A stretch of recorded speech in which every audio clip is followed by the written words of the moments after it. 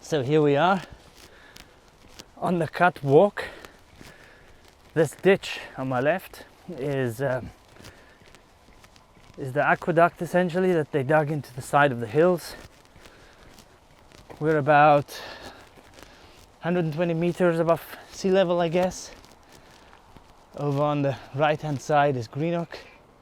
Just about see the cranes. This is in the top tours in the UK, walking walks, and there's a reason for it. It is easy because it follows a water line. It is level, which means obviously it is pretty much, no climbing involved. The path is fairly decent, so you could argue that somebody who's capable with a wheelchair could even do this to a degree, I suppose. And where we'll end up is at the Cut Visitor Centre, also the home of the Clyde Mushiel Park Rangers, a large park which looks after the moorlands, which is to my left and behind me. Now, usually if there's no mist, we can see the Argylls, the Clyde, Arun, you name it. So we'll see when we get around the other side if we have any luck there. So while we're walking, I'll give you a bit of information. This aqueduct was dug out over about 3 years. It's about 2 meters deep and 2 meters wide originally, and was bricked up. So it was meant to bring water to the industry in Greenock. The side of the hill where this starts used to be full of industry, all the way from mills to distilleries. So initially this was meant to deliver water to these running, basically powering them. It was built started in 1825, finished 3 years later. Took about 300 men to dig continuously, and funny enough, it was only years later that they decided that this water could also be used for clean drinking water. So dare I say, in the past it was the same as now, where corporations take preference. Money rules. There goes my 2 pence. So anyway, there's still some heather out, just a wee bit. But I've noticed that the trees are changing, which is always nice. The trees are changing. So this aqueduct is fed by Loch Tom. The name is derived from the engineer who built this, Robert Tom. He first built something similar on a smaller scale across the water on Bute, and so when this sort of solution was required, they went to him, and he basically engineered this whole system. So the cut itself, the actual waterway, is about 6 to 7 kilometers, and it comes from Loch Tom. But over the years they've added additional lochs, little catchment areas, and the areas and additional little funnels that feed the cut in the hills behind us here. So it's actually quite an extensive network. There's even some dams like the Murdiston Dam in Greenock, which forms part of this whole water system. The system is not used anymore, as you can see. It's dried up. That is because they now have a pipe going straight from Loch Tom all the way into the waterworks close to where we actually parked the car, which I never showed you, but I'll show you when we get to the end. So that's now all done, all modern with pumping stations and all that. But in the past it was all gravity fed, and the engineering, actually there's a wee spot I'll show you how clever engineering used to be. No reliance on digital technology, and probably a little bit more reliable as well. I don't know if anybody's ever seen sheep gates. So obviously you can either open it like that, or if you just want to get through yourself, you can just move it to one side and move it back. So here's a lovely wee stretch where a lot of folk take photos. If it's been raining, there's water running here all the time. Oh my god, look at all the I hope this comes out on the footage, all the spider webs in the gorse. That's pretty. So this is obviously some sort of wee station here where water flows together from different canals, and this is one of the overflow systems. I will show you one that has been reconstructed because I find that very interesting, and how they work. They are really clever. They basically prevent the channel from spilling its banks. So there is a point later on where we can see one that has been rebuilt.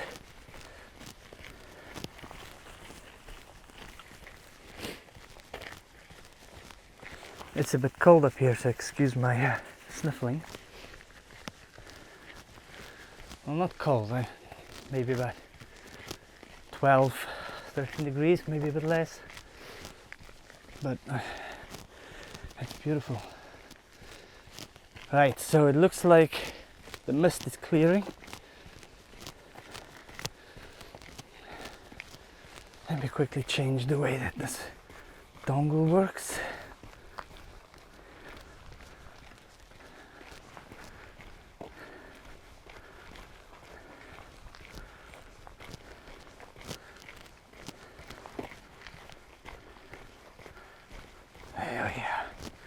That's better. So these are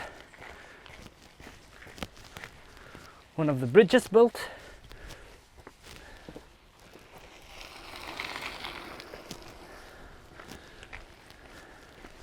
These bridges were set up so that the farmers can get from their fields over to the other side, because obviously about 6 kilometers was cut off.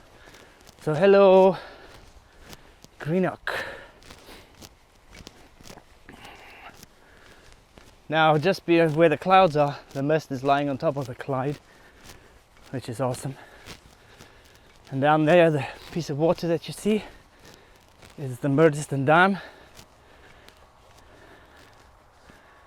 And then that brown building with the field just there, that is Greenock Prison. That is also where McGrahy was held until the end, when he was then finally released back to Libya, because he had cancer and hardly had any time to live. So back to the path.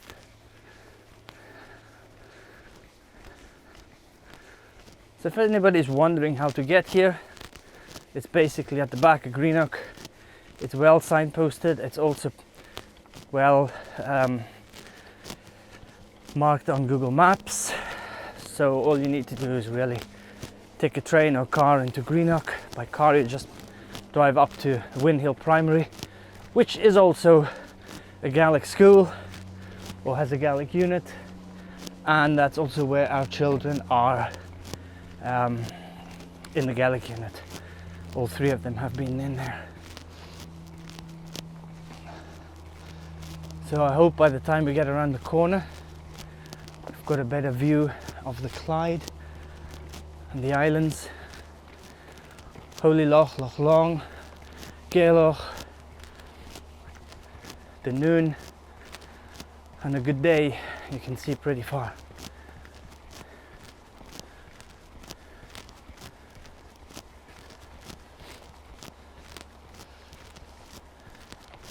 So we're going to cover some ground and then I'll get back to you.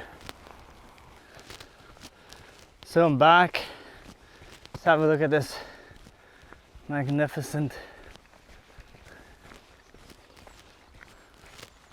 It really is truly inspiring. So gonna go back to the path. You don't want to see my face. So what you can do is go online and Google some pictures of the Greenock Cut, and obviously you'll find a lot of modern ones, people taking pics up here, wonderful. But actually there's some pictures of the Victorian times, because this path that we're on was actually in really good state, and it was a draw from all over. Hello sheepos, good morning. So people came from all over and they put on their best Sunday clothes, and how do we wander around? I find that hilarious. Walking this with your Victorian attire, being all posh, tipping your top hat to passers-by. Yes, good morning, sir. Jolly good show, what? Anyway, we are nearing the end of Greenock. We're going to come around the corner. That big fat brown building is the IRH, that is the local hospital. That is where two of mine were born.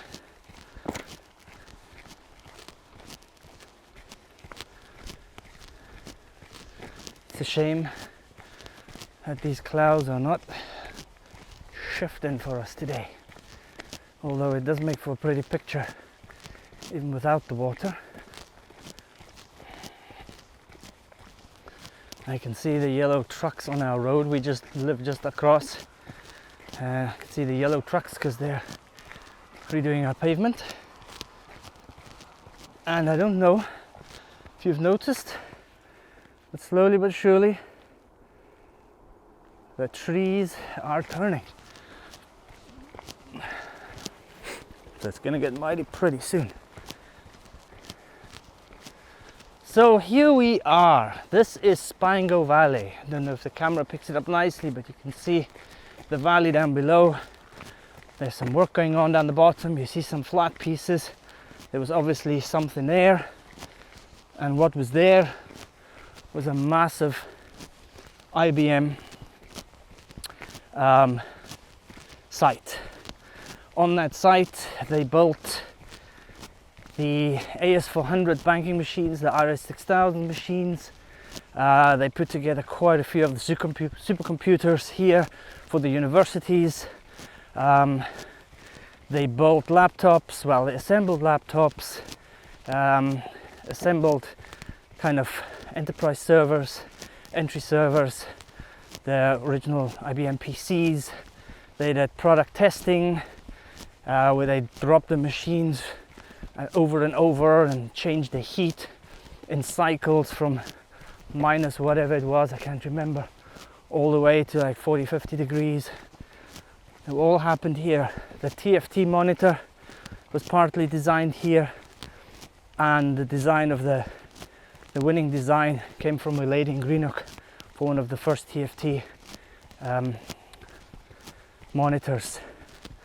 The site, I left IBM in 2010. It was already in decline by that time. Just like the shipbuilding in Greenock, manufacturing has pretty much moved away eastwards, and IBM changed to become basically just a service and research facility, not facility, but company. And so the manufacturing disappeared, and therefore also the site disappeared. There was a call center there which was purpose built. Now there's method to my madness. I don't want to bore you with companies, but there's a bit of history here. So this call center came into play in 1998, and it actually housed nearly all the European countries' call center functions under one roof.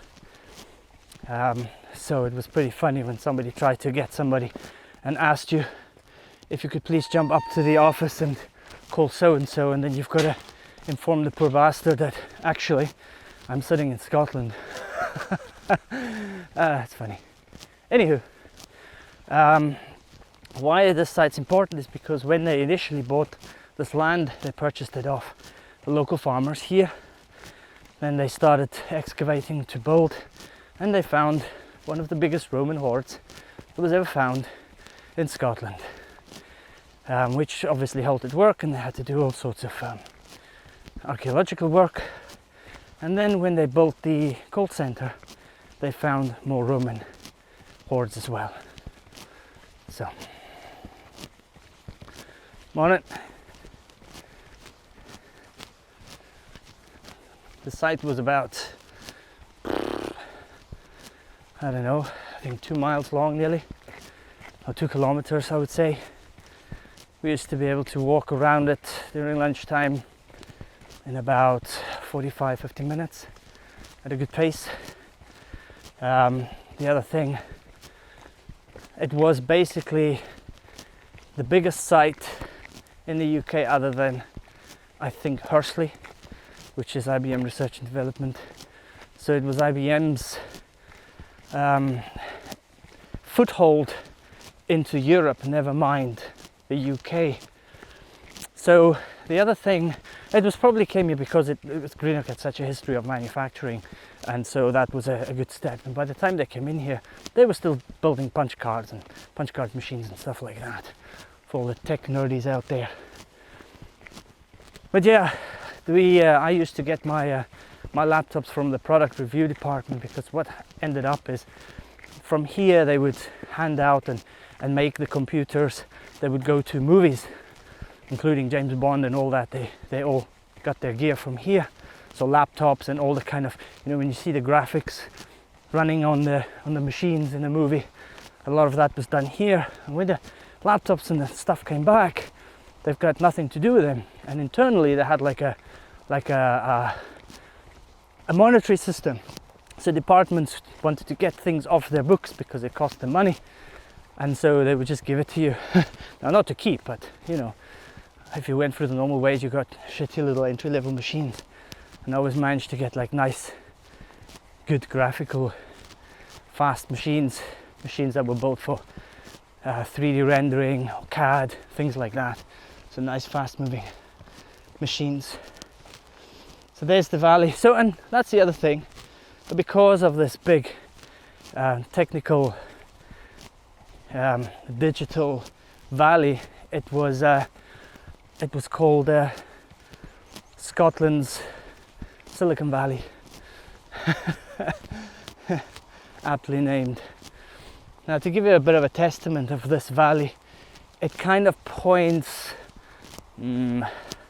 southwestish, and our prevailing winds are from the west, coming over the Atlantic, and during winter we can get a good 100 miles an hour winds fairly regularly. So this big building that we were in, the wind came up, hit us at about 120 miles an hour for the whole day, right into the night. And while we were working, the roof peeled off like a sardine can. So that caused a little bit of mayhem. and all the debris from the roof fell into the road, which led out, so nobody could get their cars out because it was full of debris. So another thing that's missing now was one of the last complete anechoic chambers in Europe. And see if the site's still there. Yeah. The anechoic chamber is obviously, for those who don't know, it's a chamber which is completely cut off from the outside world. Electromagnetically, earth vibrations and noise. And down there where those workers are, to the right is the road, and that's where the chamber was. And the reason they built this here was so they can test the noise levels of their hard drives and all their mechanical stuff that went into their PCs. So another massive loss, in my opinion, to this area.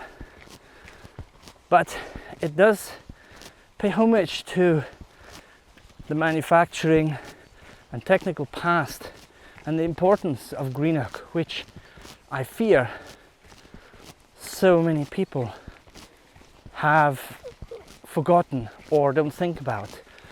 People who live here are kind of, they don't really think about what they had here.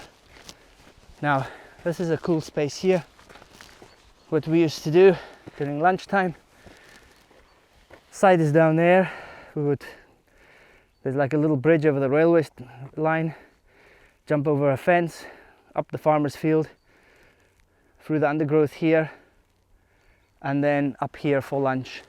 Take you 10 minutes, have your lunch up here and back down again. So I'm just showing you some of the nicest spots of this walk.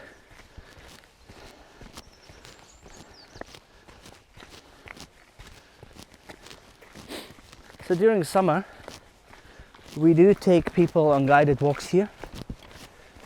During the summer month, actually we do it all year round. We used to do it all year round. Even in winter, all this is obviously frozen up and there's ice everywhere. But on a clear day, it is absolutely beautiful. So, there's a lot more history and interesting things to talk about here. And so we do like a guided tour. We talk about Greenock, we talk about Spango Valley, we talk about the cut and its history. We also end up at the Clyde Moorfield Centre, and the wardens are usually pretty happy to give you information, because the Clyde Moorfield Park is an attempt to do two things. It used to be, I'm sure it's still the same thing, that is to protect the moorland ecosystem, and it's also trying to replant Caledonian and ancient forests that used to be here. So they're doing two things. The reason they're trying to protect the moorland, there's quite a few species here which, like in many moorlands, that only exist in that ecosystem, so they are obviously protected. Not just animals, but also plants like orchids and all sorts of things. Orchids.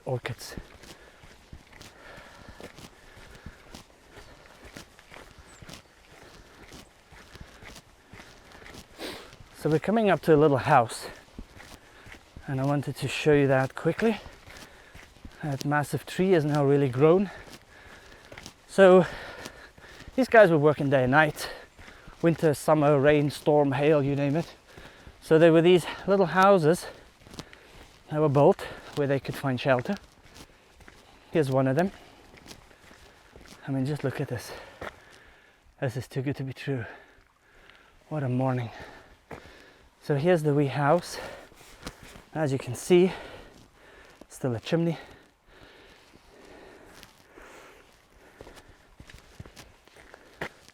Sorry, gotta jump in here.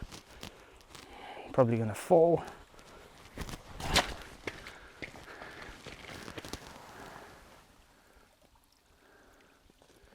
That's mighty pretty.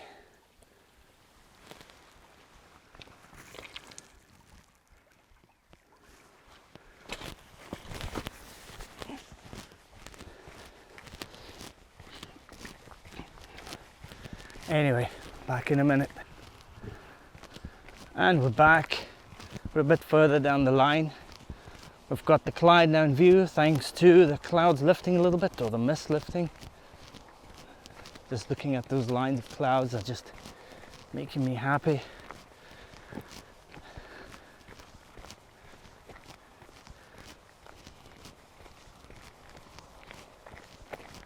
We are now coming up to, actually to the left of us is Dunrod, and down the bottom there is a wee bridge and a farm, and a little mound there which limits the old Dunrod Castle, of which there's nothing left.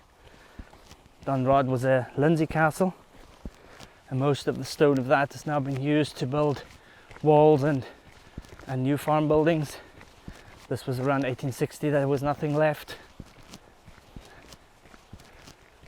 Apparently he danced with the devil in the pale moonlight. There's all sorts of rumours about him. As there always are.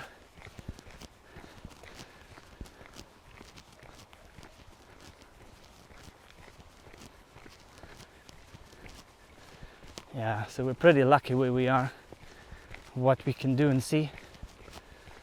Minutes from our house. That's why I always share a thought to those who have been going through the whole COVID lockdown crisis, and they might be stuck in a city or big suburb or a flat. It must have been very isolating indeed.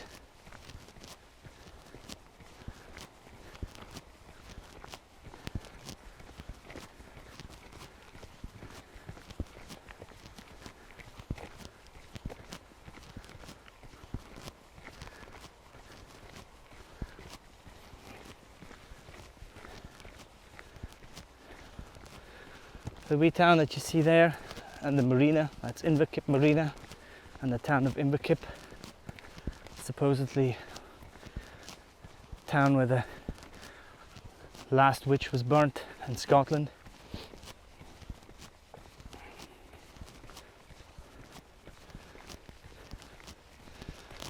Some coos down the bottom. Oh, look at the light. That's how it's done. That's the thing when you come to Scotland and you don't know much about photography, it doesn't matter. You just point your camera in any sort of direction and click, and you can't go wrong. It always looks good.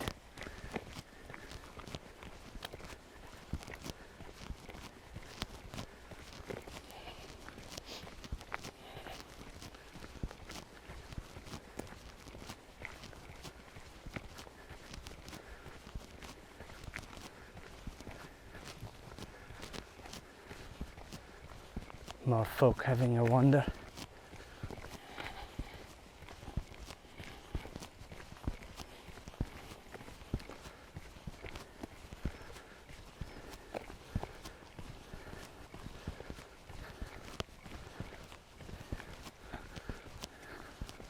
Morning. Morning. Hi.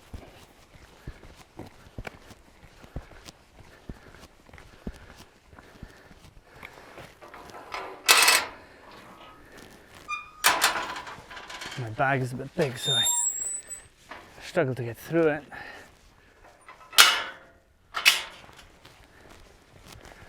Right.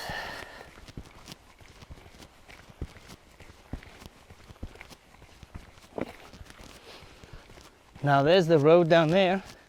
Comes off the main road, turns off to the east, and that road takes you all the way first to the cut centre, Loch Tom, and then you can either go back to Greenock or down to Largs.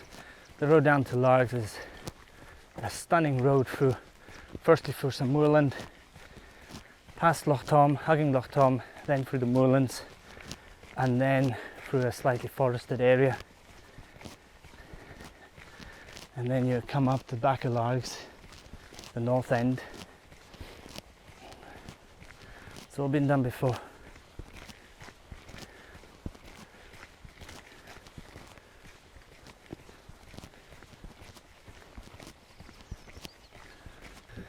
So here's one of my favorite things about this walk. A little bit of history which shows you how we overcomplicate things. So now imagine we build a similar system today to run water. How many digital relays and managing stations and how many people and software needs to be written to manage that thing? Nah, not in 1825. In 1825 you do things very simply. So here we are at one of the rebuilt things. They are like sluice gates. Let me just turn this around. So what they do is they prevent this from overflowing. So let's go have a wee oggle. Oh, by the way, the brambles are everywhere, and anybody who goes walking on. So this is the whole system. You have a bucket.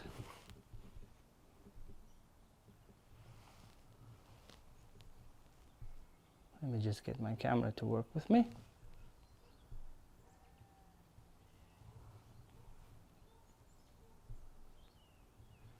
Okay, so you have a bucket, you have a pipe which goes into the canal itself, and then you have a wee gate, a wee sluice.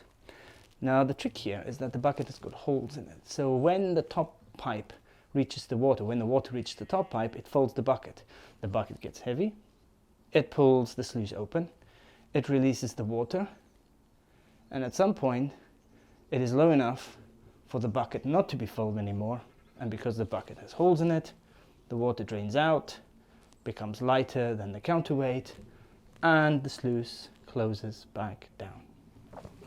So you can just leave it alone and it'll just do its job, unlike pretty much any IT system I've ever seen in my life. So there you go.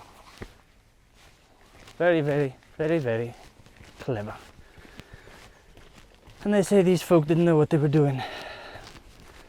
The engineering in the beginning of the Industrial Revolution was really, really clever. Look at all these brambles. There's tons more. This whole place is full of brambles. Just don't eat the ones at the low points because that's where the dogs pee. Anyway, nearing the end.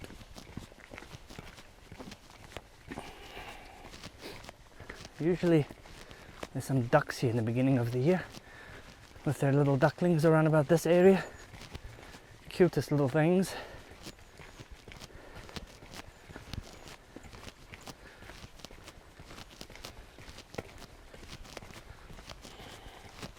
Right, switch this off.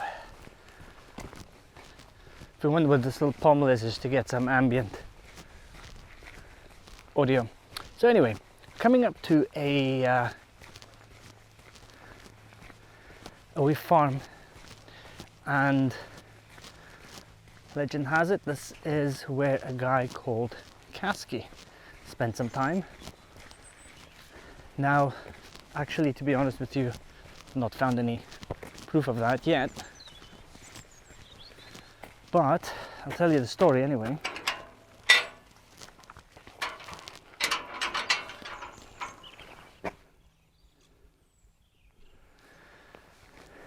Here's the farm here. So this is the story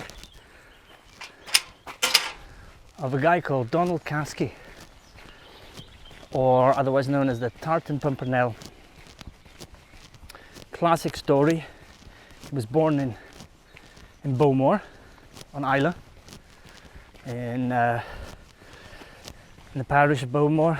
He was then seconded to Paris between the years of the war. There's some conflicting information. Some say between 1939 and 1945, but apparently in his own biography much earlier. Irrelevant. His story is one of bravery and interesting stuff. For example, so he was a Gaelic speaker. He was in the Gaelic parish as well. And so when he went to France, the story is that he helped over 500 people, soldiers, etc., escape through a network of churches that between himself and other French parishioners have set up. He was also caught twice, apparently, managing to escape execution both times. Folklore has it that he pretended he couldn't speak German or English or French, only Gaelic. I don't know how true that is. He then ended up back in Scotland afterwards, and he was in the Greenock parish. So, and apparently he lived around here, or these are his descendants, I'm not sure.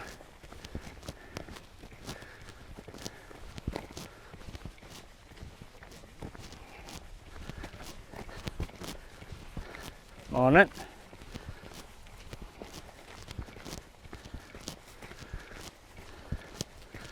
We're now basically on the last leg of our little walk until we get to the cut centre. And we now turn into a little bit more forested area. To our right is a deep ditch and the end of another walk, which is the Kelly Walk.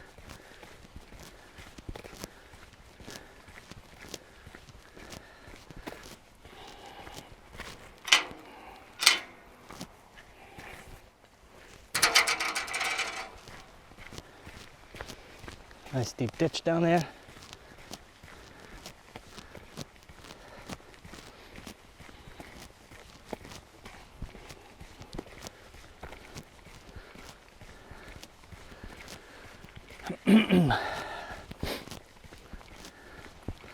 So one thing to note, anybody who's watching this and they want to do the cut walk, I have no idea, and you never have any idea, since the last few years, if the public toilets up here are actually open or not. So considering it's about a 2.5 hour walk to get here, and then another nearly an hour walk to get back to the car park where we parked, you might want to keep that in mind if you have a bit of a small bladder issue. A lot of it here is run by volunteers, and so it's a little bit tricky to always make sure that the toilets are open, which is a real shame because the spot can be buzzing sometimes and the toilets are shut.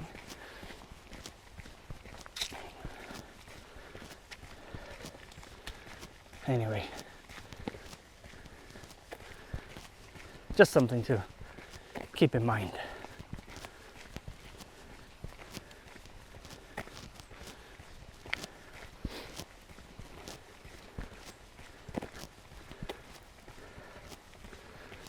You can already hear the water.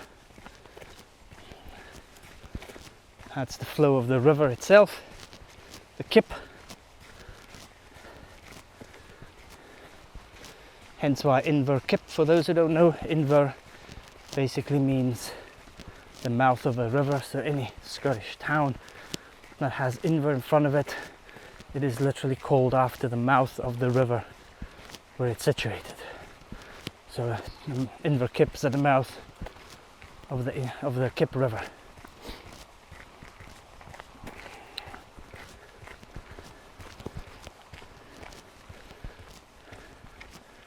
You can already see the cut centre up there,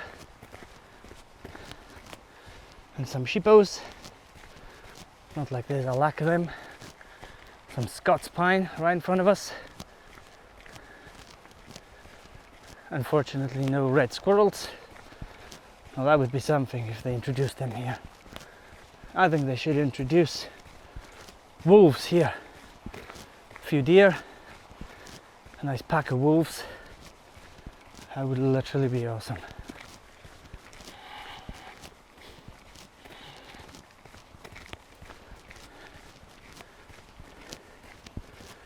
Okay. Now what they did was a dam that fills an aqueduct has what they call a compensation dam. That is a body of water, a smaller body of water than the dam, that is always kept at an exact height. So the water that you hear running, sometimes the compensation dam is overflowing. You've got a nice waterfall here. More folks. Morning. Nice morning.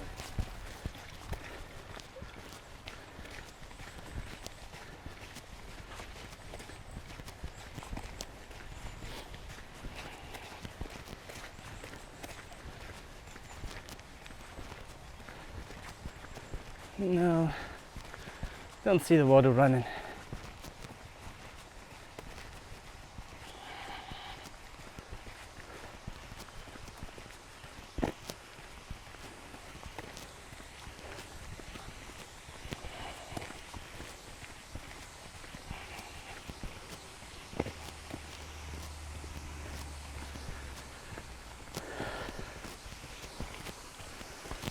Hold on, I've always wanted to do this.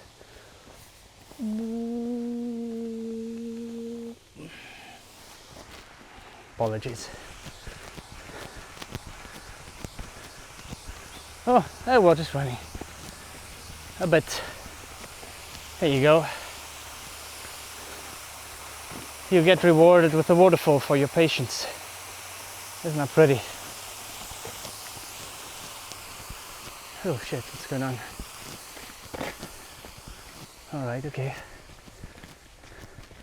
So this was the old gate, sluice gate for the cut.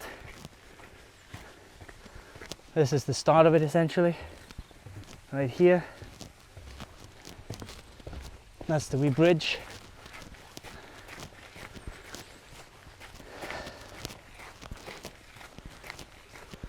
And we're at the center.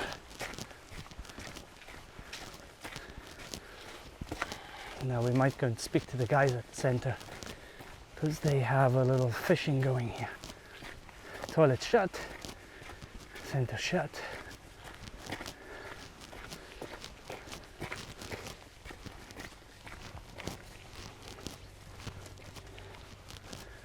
Let's see if the guys are in.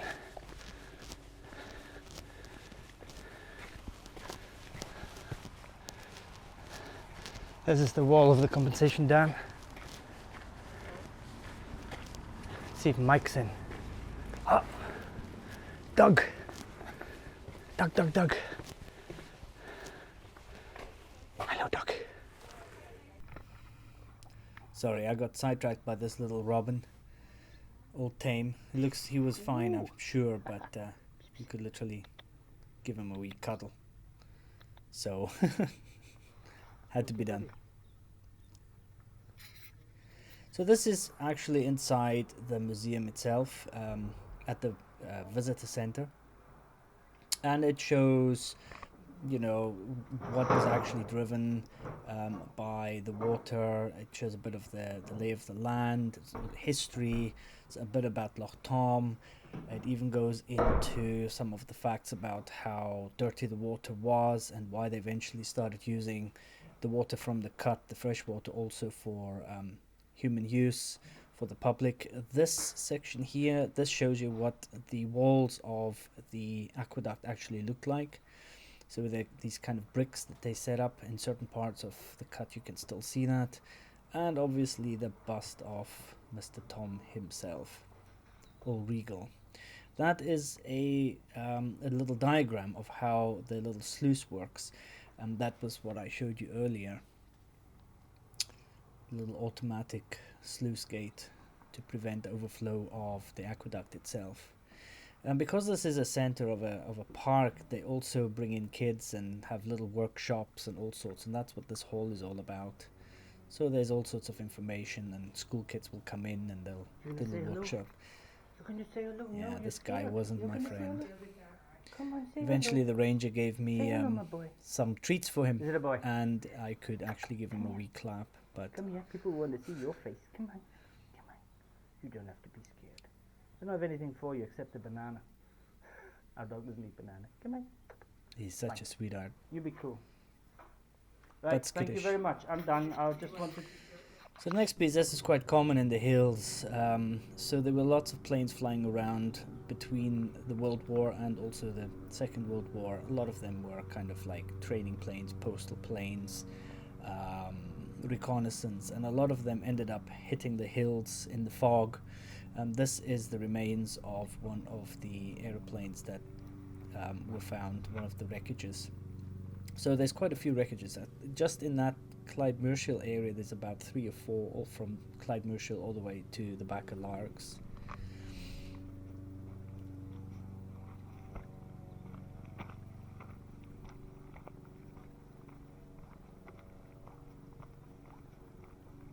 This is a little path that comes off from the centre. This piece goes up to Dunroad Hill, but the hill in front of us is not Dunroad Hill. Although, we've been up this hill. I'm not gonna go there now. From the top of that hill, you can pretty much see the whole of Clyde-Murchill. Dunroad Hill is just behind this hill over there, and then obviously you can imagine you can see absolutely everything from there on a clear day.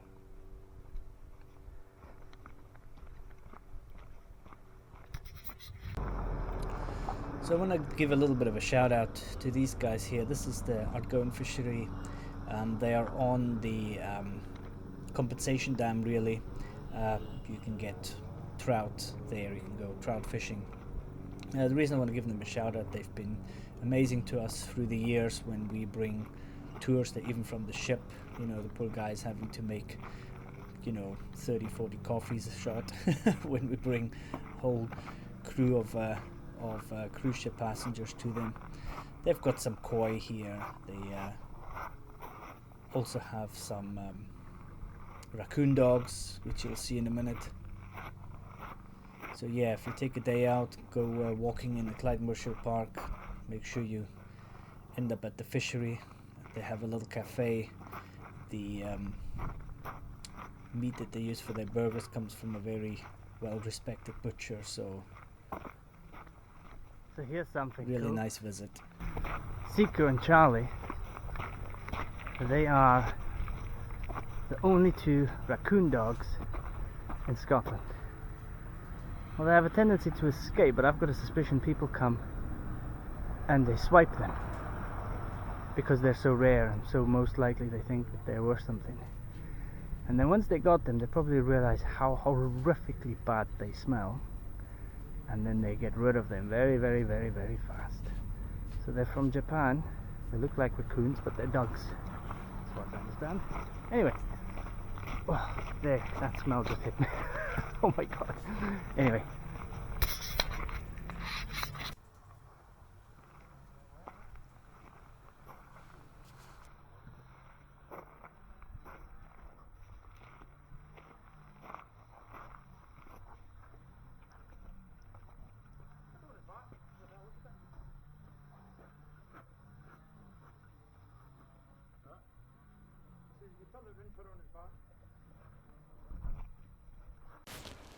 Back on the road, just had a coffee behind me at the fishery,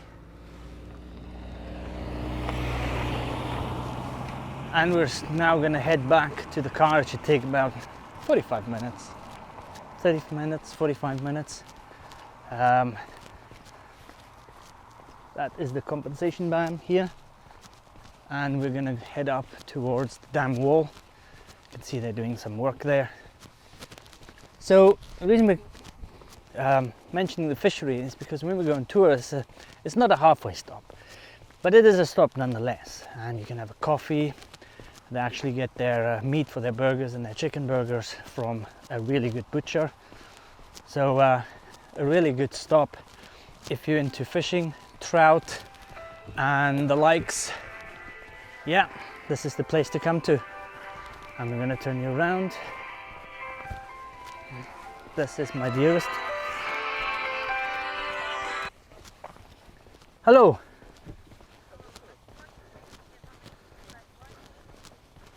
What do you want for lunch? I am literally filming at the time, but never mind. A pasty? Okay. What do you want for dinner?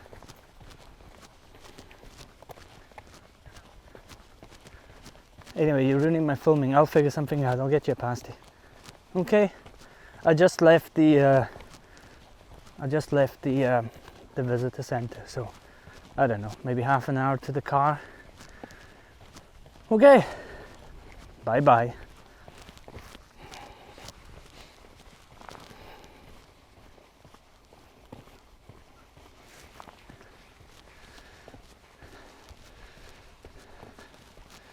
Ahead of us is the dam.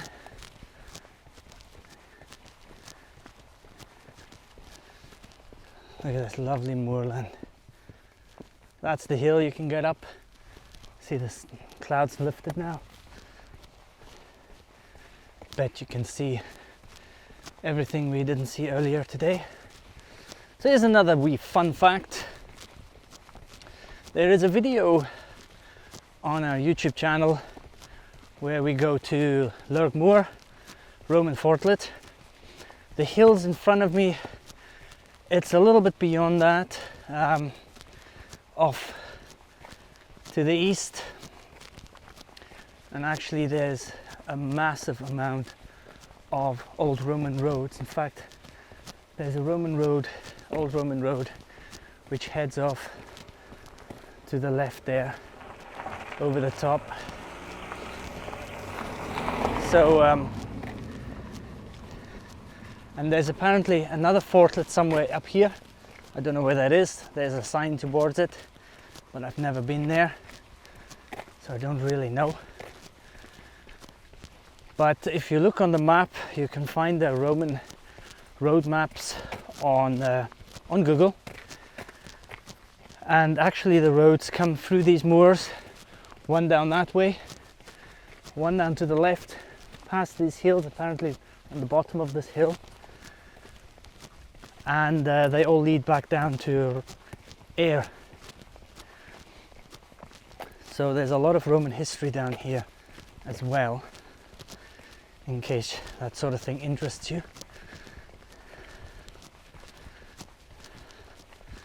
They're doing quite a bit of work here. I don't know what that's all about. Once we get a bit further, I'll put back, once we get to the dam, I'll put the camera back on. So here's a view.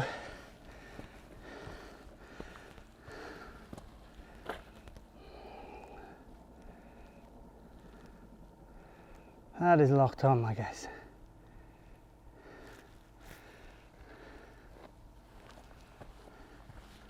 And the visitor centre in the distance, and the road to Largs over in the distance. We're coming up to this hill. Once we get to the top, it's basically just downhill again. In these hills, as mentioned before, a lot of the paths that are used now were originally old Roman roads. They still scatter this moor.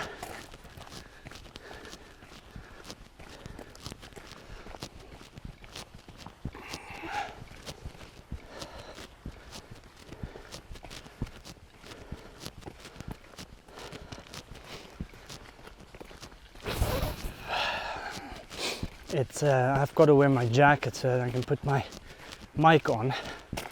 Unfortunately, the temperature has really climbed and I'm sweating like a beast.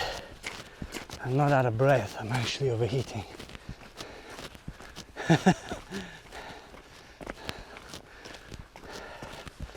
Here's a bit of free advice for you.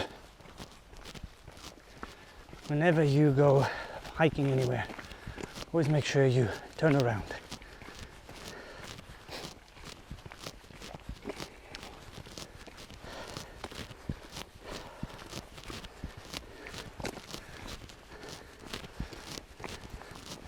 Hey. Hiya.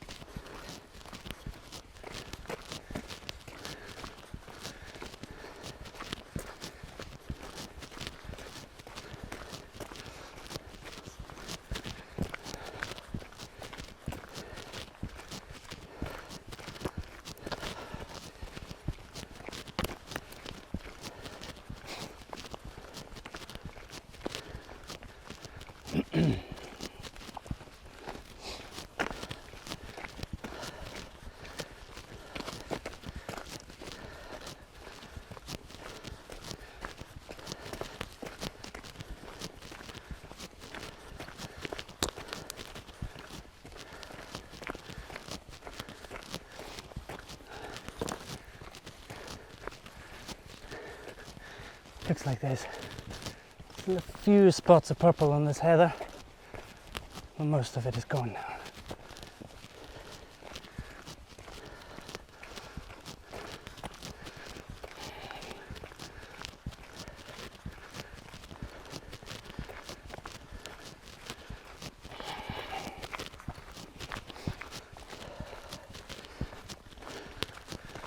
More folk.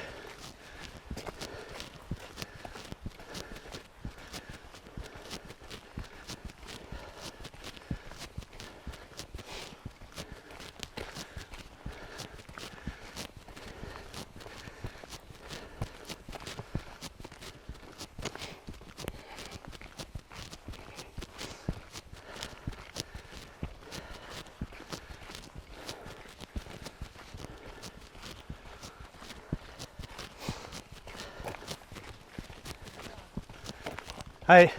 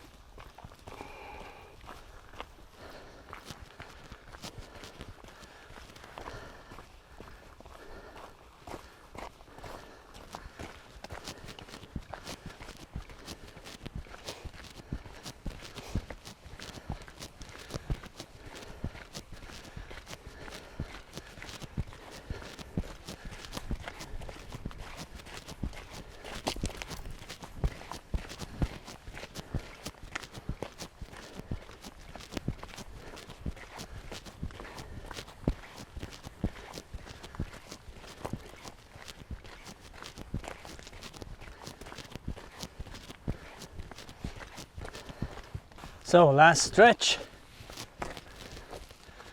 came over those hills over there, last little dam, sun's trying to shine, we are nearly back at the car, the Tourmobile.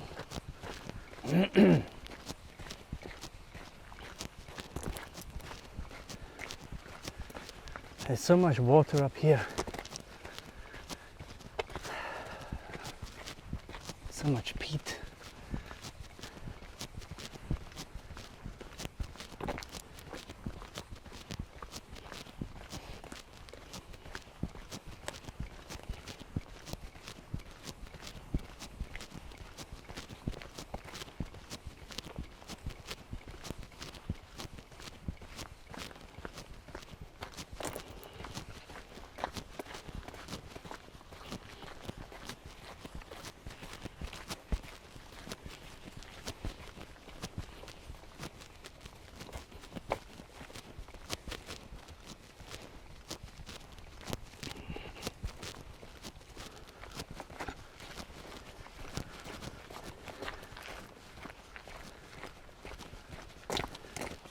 Some fancy camera work. There you go.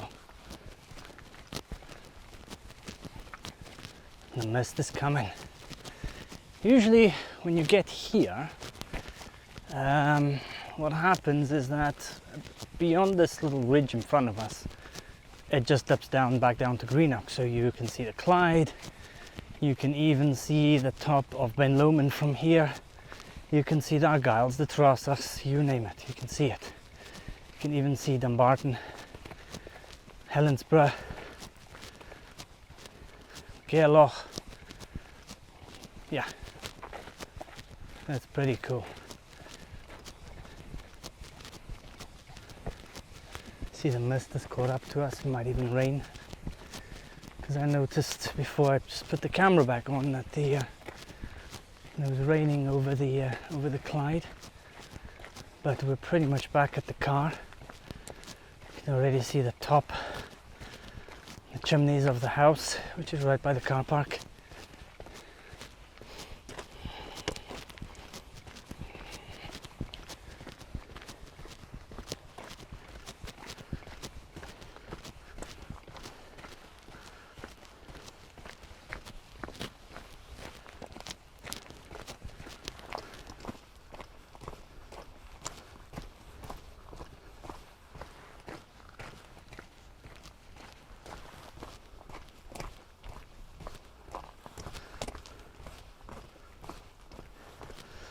So just as a last ditch effort,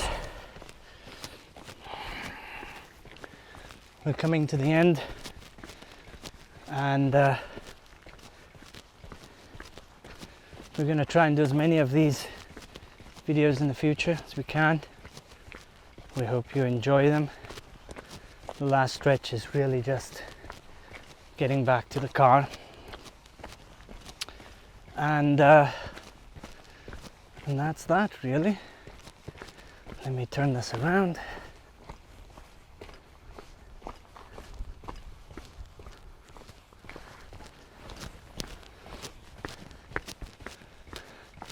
Another damn wall.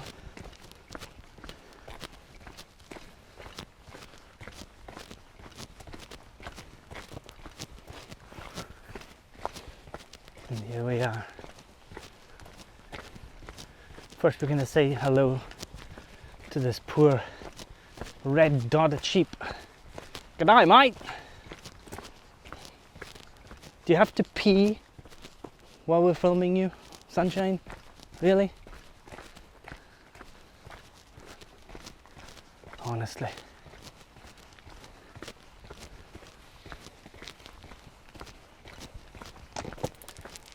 Here we are, back at the range.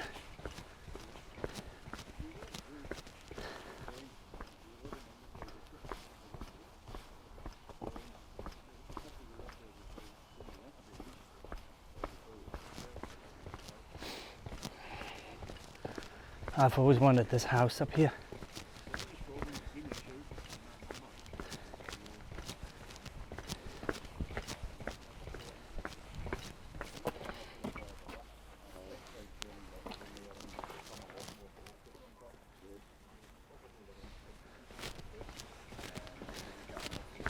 Morning.